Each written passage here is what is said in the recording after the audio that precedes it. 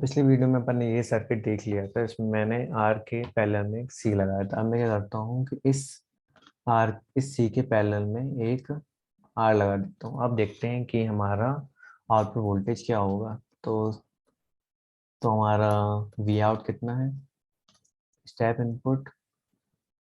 सो जब इनपुट 0 से 1 के लिए हुआ तो ये हमारा एक हाई फ्रिक्वेंसी सिग्नल है। तो उस हाई फ्रिक्वेंसी सिग्नल जब एच की वैल्यू इन्फिनिटी हो गई तो इट मीन्स जो इम्पिडेंस हो गया कैपेसिटेंस का वो 0 हो गया।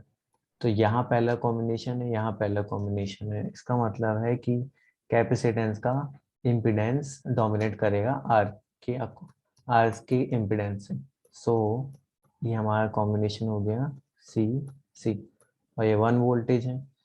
सो तो ये जो वी आई है वो दोनों में इक्वली डिवाइड हो जाएगा, means ±0.5 ±0.5। V I V output कितना हो गया, 0.5। ओके, हमें देखना है कि आगे क्या होगा। आगे जब हमारा वी आई 1 वोल्ट में फिक्स हो गया है और ये आर है और ये सी है, सिमिलरली ये सी कनेक्टेड है और इसके पैरेलल आर कनेक्टेड है और इन दोनों में ±0.5 वोल्टेज है, ±0.5 वोल्टेज है। अब देखें अगर कि अगर बी इनपुट अगर 1 वोल्ट फिक्स हो चुका है और अगर मैं देखूं कि इसका स्टेडी स्टेट में आउटपुट क्या होगा, तो अगर देख हमें पता होगा कि स्टेडी स्टेट में क्या होता है कि हम मानते हैं कि कैपेसिटर ओपन सर्किट है। इट मींस ये open circuit, this one open circuit. तो हमारा जो सर्किट बचेगा वो कितना होगा, series combination of R and R. So if V I 1 volt हुआ तो इक्वली डिवाइड हो जाएगा 1 volt and 1 volt.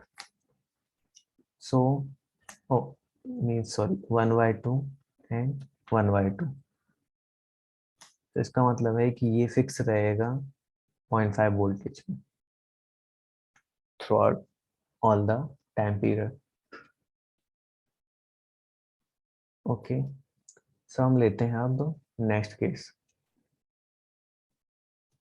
Next case लेंगे हम सेम सर्किट,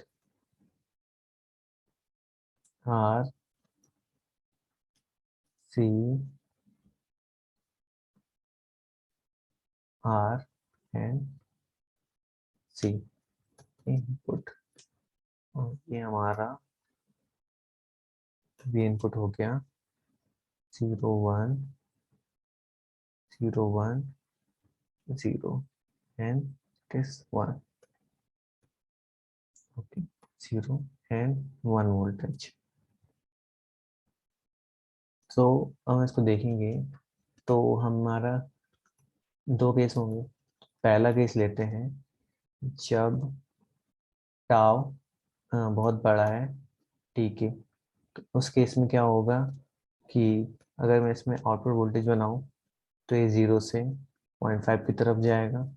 फिर अब मैं पहले देखा था हमने कि ये चार्ज होंगे नहीं कैपेसिटर, क्योंकि इनका जो चार्ज है वो ये दोनों रेजिस्टेंस उनको एक पर्टिकुलर वोल्टेज पे फिक्स रखेंगे। तो ये 0.5 में रहेगा, 0.5 वोल्टेज 0.5 में रहेगा। अब हम यहाँ देखेंगे जब दोनों का वोल्टेज सीधे जा चुका है, मतलब इनपुट वोल्टेज हमारा जा चुका है 0 के, तब क्या होगा। तब ऑब्वियसली हमारा जो सर्किट है कुछ ऐसा बचेगा।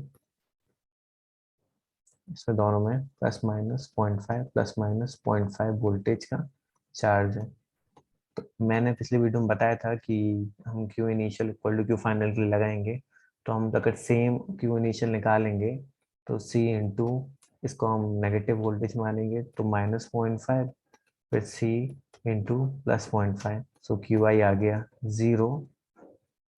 और क्यू फाइनल निकालने के लिए हम मानेंगे कि दोनों में चार्ज कितना है, ऊपर वी एफ हो गया, वोल्टेज मान लेंगे वी एफ, एक फाइनल वोल्टेज आ जाएगा दोनों के ऊपर। So C into V F plus C into V F. So Q final equal to हो गया 2C वी एफ, जब मैंने क्यू इनिशियल और क्यू फाइनल दोनों को इक्वेट किया, सो हमारे उस अकॉर्डिंग वी एफ आ गया 0। तो इस केस में जब टाउ ग्रेटर देन टी था तो वैसे कोई टाइम नहीं मिलेगा चार्ज होने में, तो ऑब्वियसली वो 0.5 पे ही रहेगा, और फिर 0 से 0.5 और 0 से 0.5 ऐसे ही फिक्स रहेगा। पर अगर अगर हम माने इसी में एक और केस कि हमारा टाउ सिर्फ बड़ा है टी से, तो उस केस में भी हमें सेम ही आउटपुट मिलेगा, क्योंकि हमने पिछले स्टेप इनपुट में देखा कि वो 0.5 में ही फिक्स रहता है वोल्टेज, तो हमें सेम ही आउटपुट मिलेगा। अब हम अगला केस 2 लेंगे। जब टाउ बहुत, सॉरी,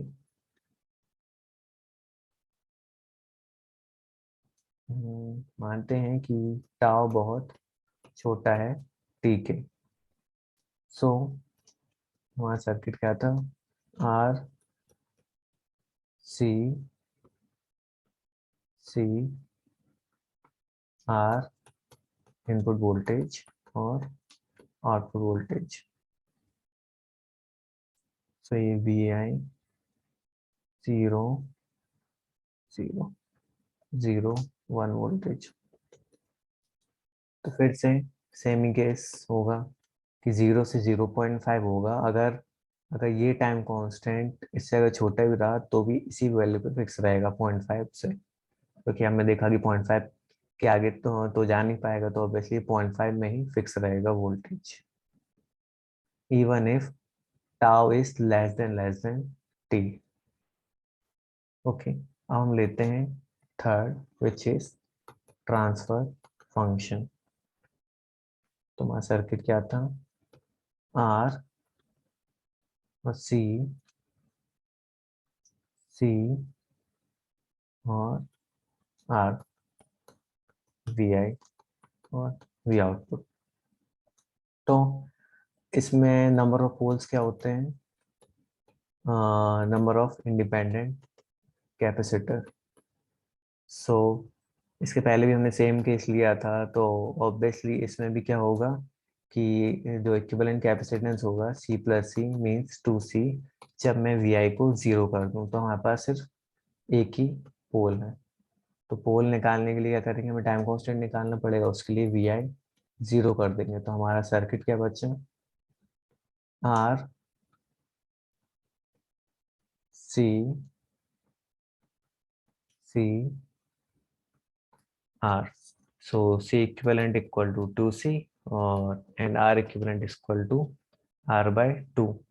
सो टाइम कांस्टेंट हो गया C equivalent into R equivalent, it means 2C into R/2, it means RC। Okay, तो पोल हमारा क्या हो गया, 1/RC।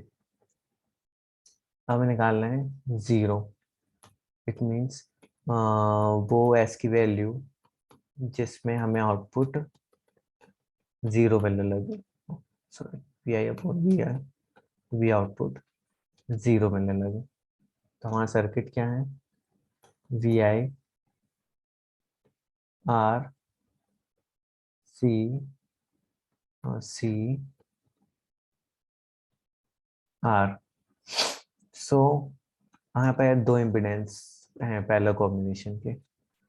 अगर इस इम्पिडेंस को मैं इनफाइनाइट कर दूं तो मेरा आउटपुट 0 हो जाएगा, या फिर इस इम्पिडेंस सॉरी, इसको अगर 0 कर दूं तो आउटपुट 0 हो जाएगा, या फिर इस इम्पिडेंस को इनफाइनाइट कर दूं तो आउटपुट 0 हो जाएगा। और दोनों की इम्पिडेंस की वैल्यू सेम है, which is 1/S into 1/R into 1/SC, R+1/SC।